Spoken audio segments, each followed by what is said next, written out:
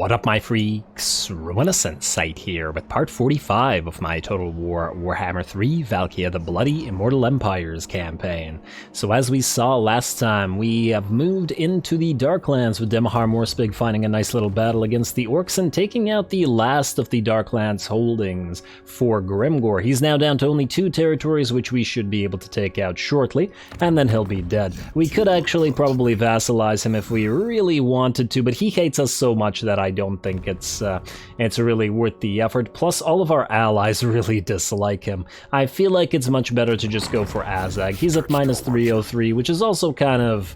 it's also kind of bad, but it's not horrible. We've had worse in terms of us getting hated before, so I don't think I mind. Anyway, in addition to that, we've taken out the Fecondites, or at least vassalized them, and are now moving forward to Salzenmund to hopefully have a duel with Karl and Valkia, which should be reasonably fun if he doesn't run away, though I guess we'll see about that. Now, in terms of what we have to do this turn, I don't think there's actually all that much. Kailas, Malphas, Dire, you need to keep moving. You're nearly done with your army as well. Just need to get that Chaos Giant replaced with the Dragon Ogre and get yourself a Sorcerer, and then we'll be golden. But hey, if you can catch Village, I'd prefer it that you did. In fact, I have no idea where the heck Village could be going right now. You're not at war with anybody, so where are you going? You're not at war with anybody up here. The only people you're at war with are down here. Maybe Goldtooth has a settlement somewhere, but I can't even see it, so yeah, I'm not entirely sure what Village is doing. But we'll be subjugating him shortly anyway, so yeah. And then we can take the Great Bastion for ourselves as well. In fact, maybe you don't want to be leaving the Fortress of Eyes right now, because Miao Ying could attack it if it's undefended. It'd be unfortunate for you to lose it. Well, regardless, we'll see it. Wait, what? Oh, that was the Volare. For a second I thought that we had a outpost in the Fortress of Eyes, and I was very confused for a second there. Also, one thing I noticed, I do like to check out the diplomacy between the episodes, generally, just to, you know, not waste a little bit more time. And the thing I noticed is this: the Golden Order is at minus 19.9 for vassalization, which really isn't that much at all. And in fact, we might be able to vassalize him. Minus 19.9, okay, they're not taking 124,000, but what if we join war, let's say, against Arguelon? That'll put us to 12.3, and with a 45k gold payment, we can get Balthazar Gelt on our side. I do find this kind of funny, and I think we gotta go with it. He doesn't like us very much, but actually, he likes us more than a lot of other factions did when we vassalized them, so yeah. And frankly, if anybody from the Empire is gonna join Chaos, I think we all know it's Gelt. Who knows what's behind that mask? Propose offer? And there we go. Yet another new vassal acquired. Are we currently at war with Angrand? I think he was fighting Angrand. Yes. Let's see here. No, we're not currently at war with Angrand. Oh, that's swell. So, oh, Ikit probably didn't like that very much, but, well, whatever. We might have to subjugate Ikit by force anyway, and I just realized you guys have a territory up here. Oh, wow. Ah, Azhag has moved further south than I had thought he did. Huh, interesting. Real interesting. Alrighty, well, there's a lot of territory for the Golden Order to move up north into now. Maybe he can start taking this stuff, and then we have an Empire army, or faction rather, to take stuff from. Now, in terms of where we want to build our outpost, is Khorne the safest? And we should probably still do Fyldorf. It's kind of in the middle of everything, even though there's a decent... Ooh, Bloodground. Oh, so Gristle Valley is owned by Khazrak, most likely. And I only say that most likely because, well, it's owned by Khazrak. Oh no, it's probably from Kingsglade. Huh, I wonder where Khazrak is then. Khazrak is here in my Ikit campaign. Huh. Well, either way, you. New vassal. Moving up from 349. Let's hope that that continues moving up. Steingart. You want us to build this at... Where the heck is Steingart? Here, no. Let's go with Fyldorf. Alrighty, and then maybe that'll help them hold on to it. And if we can get a few armies down here, we can transfer some stuff to him. Hopefully nobody will hate us for doing that. Let's in fact see. Attitudes are going positive for most factions. Looks like the USAC doesn't, but the USAC aren't our vassals, so we don't care about what they think. Alrighty. Well, that all works for me, though the cash loss is a little bit unfortunate. But, you know, for a vassal with some territories, it's not so bad. Alrighty, let's keep moving now. I still find it funny that that Gelt did join us, though. Mentash, you're about to get a couple new heroes in your army. I'm just wondering whether we should send you to Talabayam right now. I do have to wonder if there's an army out there or not. You know what? Wait, first of all, can these guys reach you? No. Not if you go after Talabayam this turn. Don't disappoint me. I mean, I guess we could wait a turn. Captain, it wouldn't be that big a deal. And then we'd be full health and maybe we'd be able to auto-resolve. Yeah, fine. Fine game. If that's the way we gotta do it. Let's then join some of these units together.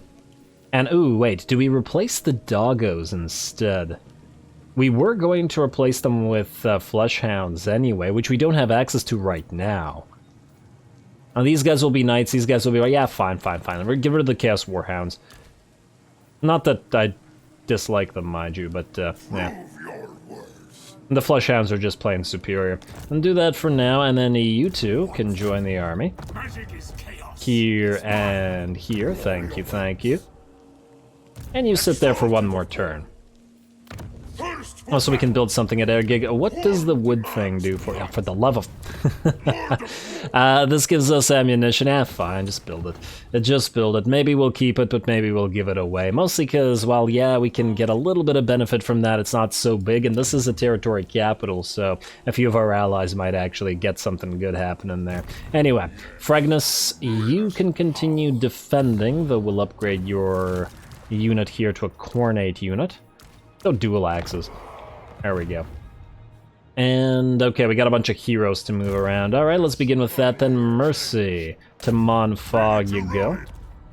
I should really stop this with Mercy at some point. Just so he doesn't die. Assassin. The nameless Khornate assassin. I like to think of the Khornate assassin not so much as an actual assassin, but he just goes around challenging jerks to duels and defeating them. He does have quite a lot of power for assault garrison and assault units as well. Does anything here benefit that at all? Doesn't look like it. This gives training, huh? Can he train himself? As in, when he's not in an army, does he give himself bonus XP? I don't know. But just by virtue of that possibility, I'm gonna go with Chaos Strategist here. I guess we could also go Spread Fear, but who cares? Alrighty, now, who can you assassinate here? Zamdilla. Let's go with you. And there we go, another assassination success. Now, this is definitely one of the more successful heroes I've had. Usually, I don't have great luck with heroes. Alrighty, you go here. Kuhar, you're up next, and you're at 11 now. Still okay. And another success there, beautiful. And I do believe that that is it, unless we want to build some temporary armies, and... we may want to still build some temporary armies. I suppose the question is where. Blackstone Post may be a decent place, because if Grom doesn't take care of Xiflin right now... oh, look, he has two rogue idols. If he doesn't take care of Xiflin right now, we could go for it, and then maybe move around and start moving into Imperial territory. Fine, let's go Blackstone Post. I just think that considering we're earning 53k gold per turn, we can probably get a couple more basic temp armies running around doing some things. Let's get you Burning Body. And let's summon whatever we can get here. Oh, free Manticore, not bad. Not a lot of stuff here, though. Would be nice if we could get a little bit more. We could go to Gisoro for that, for a turn. Really, we just need enough to be able to take care of Xiflin. Not that the defenses there are powerful, mind you, but yeah. Alrighty. And at least the number of armies doesn't really hurt us that much. In fact, if we just take a look here... wait. Are we able to recruit... anything because of this? Like, if we're in a Dark Fortress, does it allow us to just recruit Marauders or anything like that, or no? I actually kind of would like to find out. It would be nice if we could. Because we might need another temporary army to move around here and do stuff. You know what? Yeah, let's make another temporary army at Middenheim, just to find out, if nothing else. You can go for, I don't know, Hideous Visage, I guess. I mean, it's a pretty hideous visage. Mostly because Infernal well, then again, Infernal Dominus. It's not like you're going to keep either one of these, because you're going to go Khornate after a while anyway. At least the Undivided Authority will reduce your upkeep a little bit. Go for you. And no, it's just all still Warband recruitment.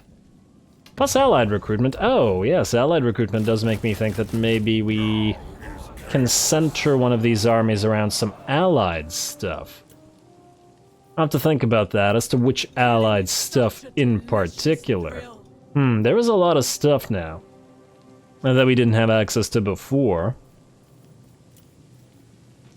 Nagaron in particular has both Charybdis and War Hydras, which we could put... Ooh, Bloodrack Medusae. I like the idea of putting some Bloodrack Medusae. I do really like Bloodrack Medusae. They're pretty fun. You gotta enjoy the railgun effect that they have. It's pretty fun to watch. Alright, well, let's see if we can get Medusae from anybody else's faction. I don't think we can, unfortunately. So we'd be limited to 3 only from Nagaron. Grief, maybe? I doubt it, though. Yeah, no Medusae here. Looks like Nagaron is doing the best. Cult of Pleasure, you have no Medusae. Oh, you do have Black Dragons, though. Wait, you're telling me Medusae are almost as expensive as Black Dragons are? That's pretty crazy. Yeah, I wouldn't want to waste the points on non-monstrous units, so I think that's it for the potential elves. I think the other elven factions are too weak. I think we checked Harganeth. Yeah, we did, and they still can't build anything good, really. Wait, we forgot the... Grand faction? No, they still can't build stuff. Everybody can build the Warlocks, but... Doomfire Warlocks, but not the other stuff. Alright, fine. Nagaron, we're gonna go with you, and let's go with some Blood Racks. Oh, damn. 1, 2, and then 3, and then maybe by the time we get to the next... one, we will have gained enough allegiance to build another one, get all 4. Alrighty, I like that. And we still gotta do a sort of mammoth-centric army, but I'm still not sure anybody can actually build mammoths. I really wanted access to some. It feels like they would belong in our armies. But... Now let's check the World Walkers. Nope. And what about Wintertooth? Yeah, no, nobody has access to them. How do we have, like, all the Norscan factions as our minions and nobody can build mammoths? It's absolutely ridiculous. I really think that the game is programmed to make AI factions that are vassalized much weaker than they should be. It's turn 106. The fact that not a single Norscan faction has mammoths seems wrong, doesn't it? Well, either way, speaking of Norscan factions, let's give the Frozen Landing and the Temple of Heimkel to Throg now. I think it's time. Frozen Landing to you, buddy. Oh, wait. There's potential for trading these to... You know what? Let's wait a turn or two. We may want to trade Karakongor and Karakoraziak, just so that we may be able to trade them to the Bone Rattlers. Fine.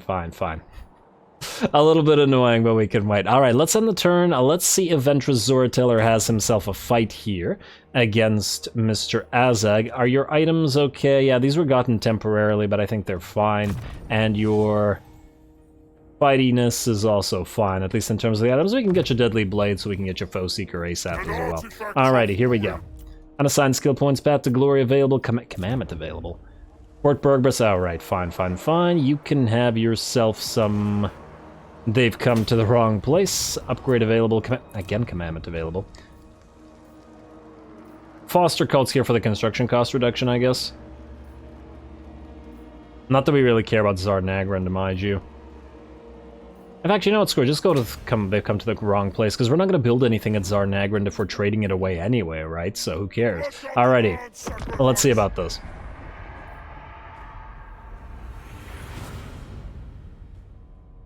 Don't be afraid to fight, Azhag. Come on now. What is this? Oh, these guys are going to attack Castle Baston as well, but once again, we don't really care about Baston. And, in fact, other than the fact that they have an artillery piece, this army isn't all that strong.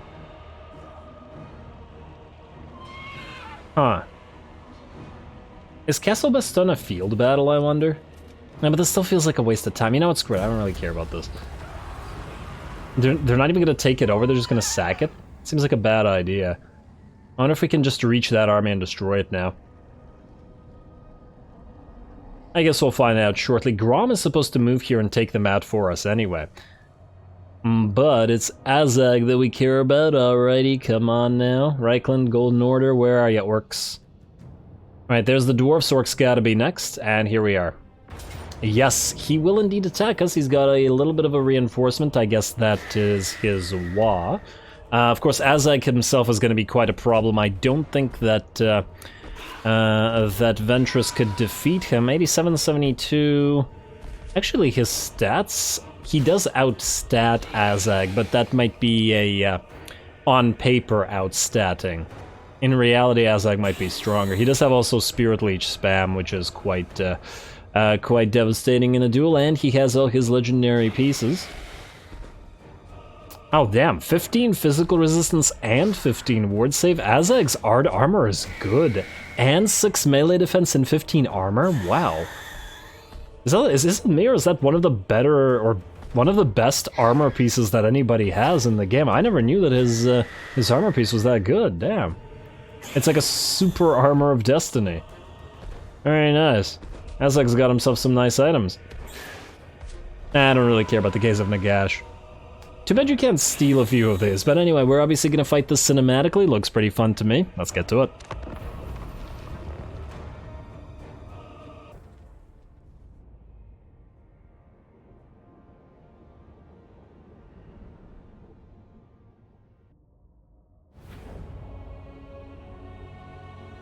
Tear them apart!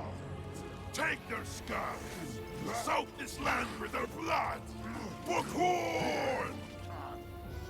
Alrighty, it looks like we will be fighting Azhag after all, and I'd like to think that if we can do well here, we should be able to vassalize him. Also, we've got Ventress here, who's pretty good. I mean, 97 and 710, that's pretty darn good. Maybe I'm wrong, and maybe in fact, his stats on paper are in fact good enough to beat Azhag, especially as he has a decent amount of buffs between the Potion of Toughness to buff up his melee defense and the Opal Amulet, plus Deathbringer and Trophy Heads and Heroic Killing Blow. He should probably be hitting for over 1,000 weapon strength, and his melee defense will be over 100 as well, plus the ward save.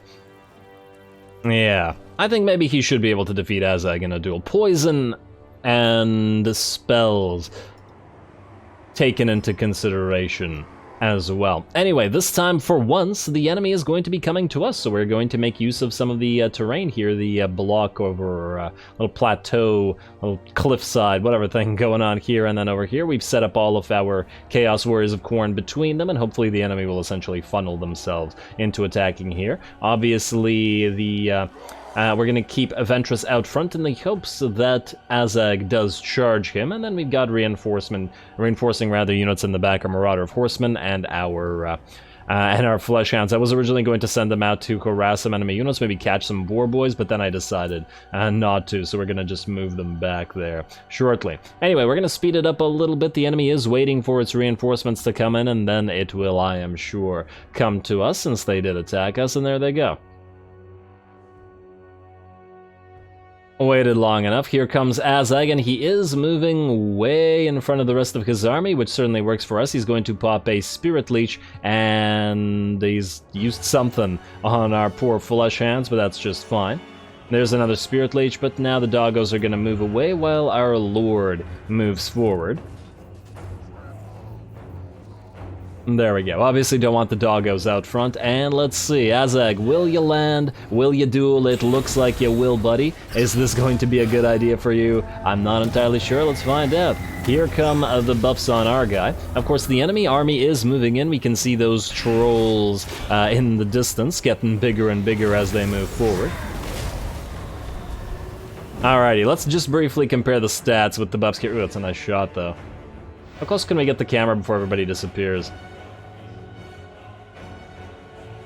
Alright, that looks pretty good to me, though. It looks like his wyvern's biting the ground there. So Azhag's at 5313 on with the debuff, and we're at 1.4k weapon damage, 106, 120 attack and defense, and 175 armor. Yeah, with all the buffs up, this is kind of a disgusting disparity, and we can see why the enemy lord is quite a bit more hurt, though we've taken some damage ourselves as well. It's not like it's completely one-sided here. That said, it is one-sided enough for Azhag to decide that he wants no more of this and try to run away. Gonna get a few more hits in there, or at least once he tried to get away, we managed to get a hit in and prevent him from doing so. Unfortunately for us, the enemy army is pretty much here, so we're going to have to probably move away or get surrounded.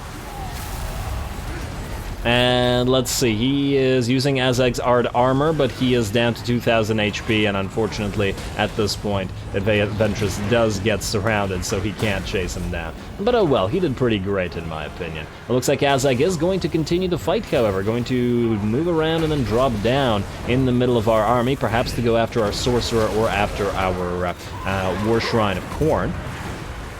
But that's just fine. In the meantime, the armies are going to start their fight. The trolls are moving in the middle of the formation. Chaos trolls armored versus the regular... Are those stone trolls? Where's the actual unit here? Yeah, versus the stone trolls. Plus, yeah, it looks like Azhag is trying to go after the Chaos War Shrine, but Ventress has managed to move out of the press and find the enemy lord again, which means Azhag is probably doomed. In the meantime, while all this is happening, our flesh hands have moved around and gone after some flanking units. The enemy decided to flank us with 2 units of Orc Boar Boys, as well as a unit of Snotling Pump Wagons. They have managed to do a decent amount of damage to our single unit of Marauders of Khorne, but they did lose an Orc Boar Boy unit to our flesh hands and are probably about to lose the other one to their overwhelming doggo numbers as well. Alrighty, well done to the doggos. Looks like Azhag tried to get out again, but unfortunately falls to Ventress, and that's already pretty big. I just saw some Chaos Warriors go flying, but they do get back up despite the air they achieve. Looks like we have a decent amount of Chaos Warriors right in the middle of the press here, though. They've essentially moved out front. I'm not entirely sure how this happened, actually. It's kind of interesting. They're in like a line. I guess maybe just the enemy moved around us rather than us moving forward. Still, that's okay. Now we can stab or slice in all directions.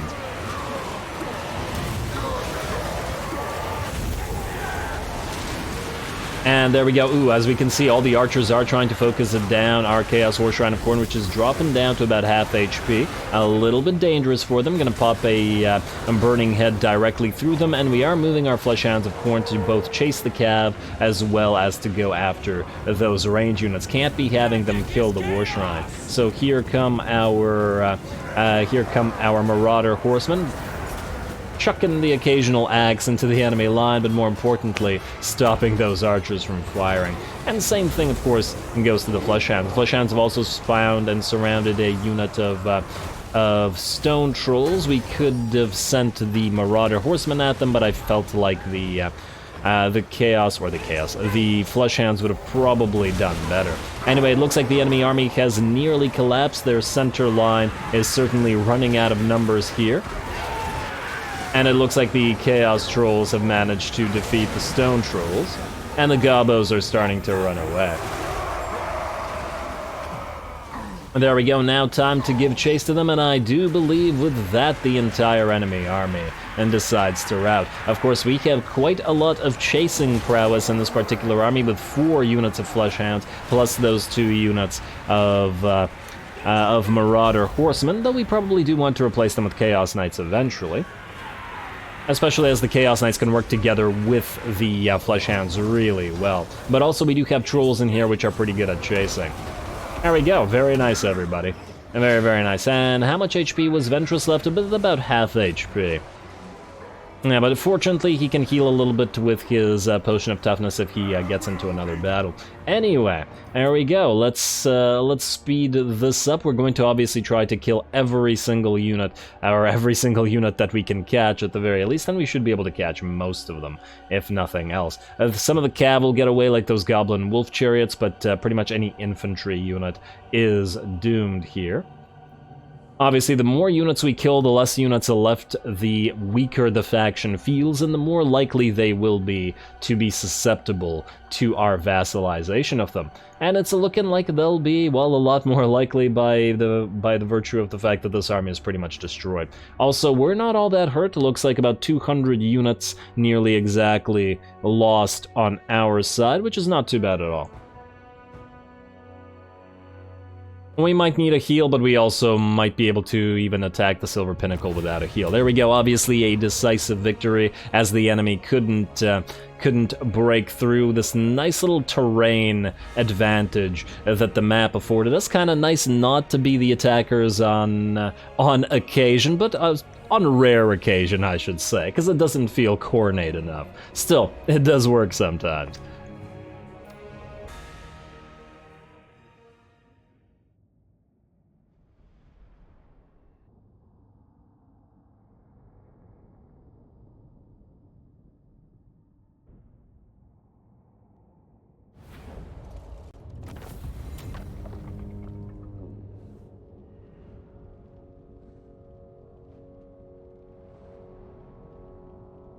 Alrighty, nice little victory over Azhag for Ventress here, and, well, only a couple of units survived. Now, we should probably, just in case, heal up, as we may want to take one of his territories, or well, actually, we know that we want to take one of his territories, and we are no longer in our own territory either, even though this is a decent amount of souls, but nonetheless. Heal up.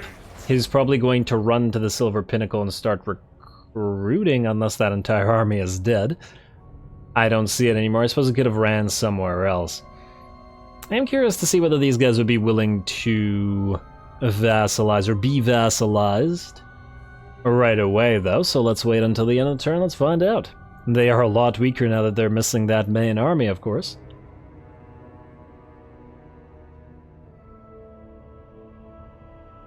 And if not, then we'll do the Silver Pinnacle trade. Alrighty, so let's see. Oh, for the love of... Oh, this is the Eye of the Gods. Alright, so what do we have here? Our Dragon Ogre Shaggoth, Ruin is the teacher. Too true. Crucible of Champions, Lord and Hero recruit ranks, and then Gifts of Chaos activation cost. Once again, gotta go with Gifts of Chaos, and the only reason I sigh is I wanted Murderous Momentum instead. Seems much better than any of these. Crucible of Champions is pretty okay too, but I don't know, I don't see myself just raising a ton of lords in one turn, though I suppose we could do that as well.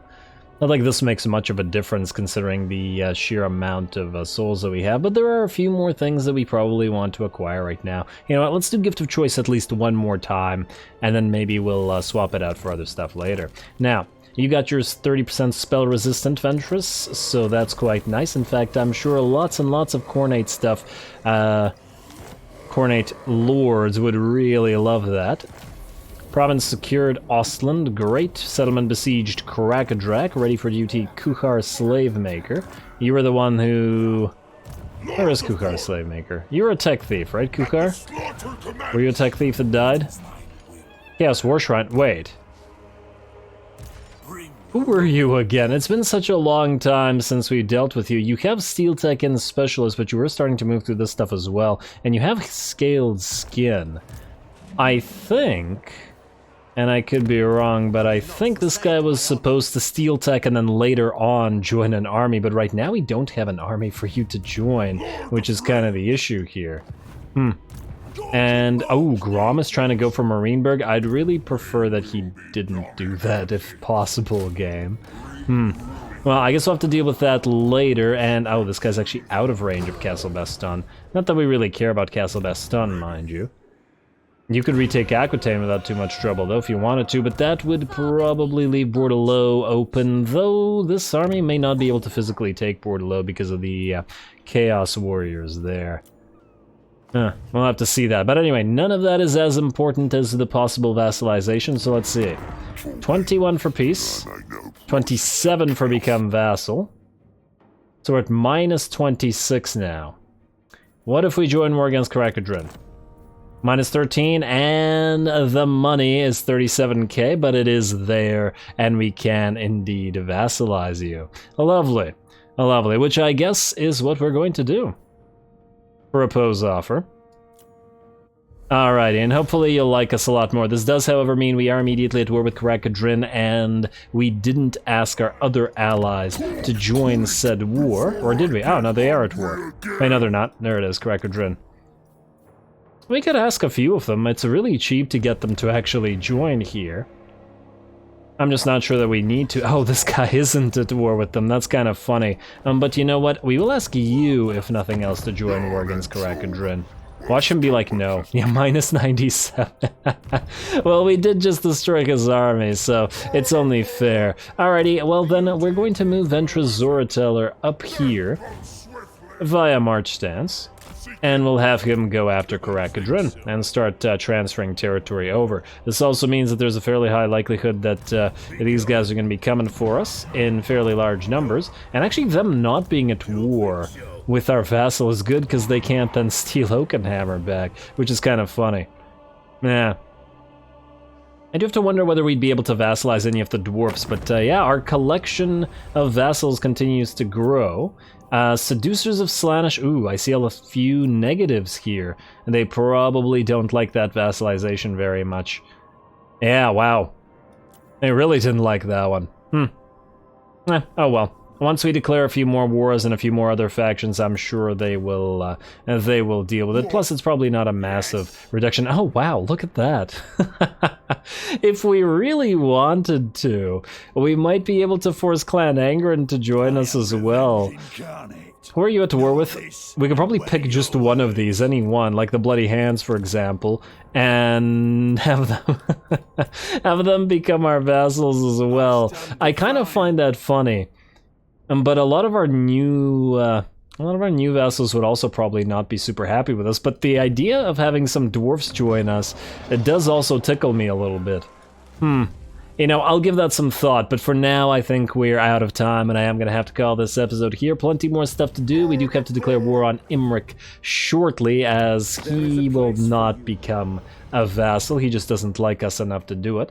Although maybe if we can outright subjugate him, we shall see. Anyway, that will probably not happen next episode, but by the looks of it, oh, Carl, you ran away. I had a feeling he was going to run away from Valkia, and it looks like he is indeed too afraid to fight her. I'm not surprised, but I am disappointed. Oh well, not a big deal. We'll try to give chase to that. We'll probably attack Talabaim next time. Harald will be moving down to the Huntsmarshal's territories, so maybe he can find a nice little battle with Wolfheart, if he can find him, and if he doesn't get killed by Rakarth by then. And we still want to complete our Dark Elf collection, so we still have to actually attack Rakarth. Also, I see that Ulthuan is fighting back a little bit. Their interior is still going okay, even if the exterior has completely fallen. It is agreed. Hopefully we won't have to do this for Nakari. But if we have to, we have to. Either way, it's going pretty good, and there's more battles to come, so stay tuned for them. Don't forget to leave a like and comment. All glory to the algorithm. My brother agrees. And thanks for watching.